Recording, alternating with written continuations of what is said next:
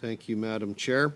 In the 2019 or 2021 election, has the public ever been informed of foreign interference in any media platform during an election? Ever? Has there ever been a warning, or has the public been advised, or an advisory in either of those elections? Yes or no? Thank you very much for that question. Insofar as it relates to the activities of the panel and the public announcement function that they would render should they deem required, the answer to that question is no. Nothing has met the threshold or test yet for the public to know. In the discussion of amplifications, Ms. Denham, you said that you've witnessed amplifications of information or chatter or whatever the lingo happens to be, and you said that you could not confirm that it was foreign interference. That also implies that you cannot deny there was foreign interference. Would you agree with my statement? I wouldn't agree with the premise of that. I think it's really important when you're talking about disinformation and the source of it. Just because we aren't able to fully confirm it's a foreign entity, I think it's, as I said, it's really important. It could be Canadians, it could be other entities having conversations, so I wouldn't want to imply that that means it is not foreign, that it's the counter.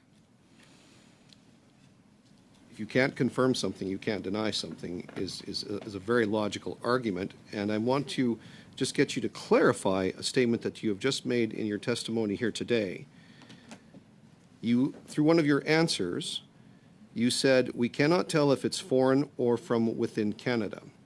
So is your definition of foreign interference have to come from offshore, and if it happens within the territorial confines of Canada, it's not considered foreign? That's how I interpreted your comment. Is that how you operate? No, and thank you for that question, Madam Chair, to clarify in what I meant to say. What we look for are those tactics, and when I say that we couldn't confirm if it was a foreign entity, it could be a foreign entity that is using proxies in different ways to amplify the content, but you need to find the link back to a foreign entity that's directing that. And so just to clarify that statement. Thank you so much. Your responsibility is to monitor elections, but your responsibility would not extend to nomination races and leadership races. Is that correct?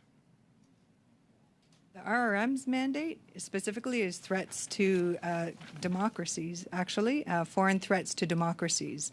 And so we look at the threat landscape more broadly, but perhaps Mr. Fisher would like to add.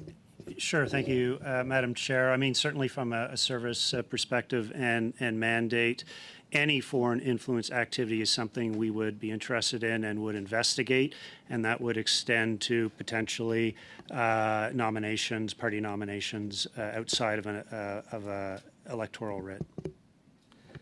There has also been numerous conversations about turning intelligence into evidence. I think the Canadian public broadly accepts that there has been significant foreign interference in our democratic processes, and not a single individual has been hauled to the bar to account for any of this. There have been no charges laid by the RCMP. There has been no charges, to my knowledge, that have been put forward by Elections Canada.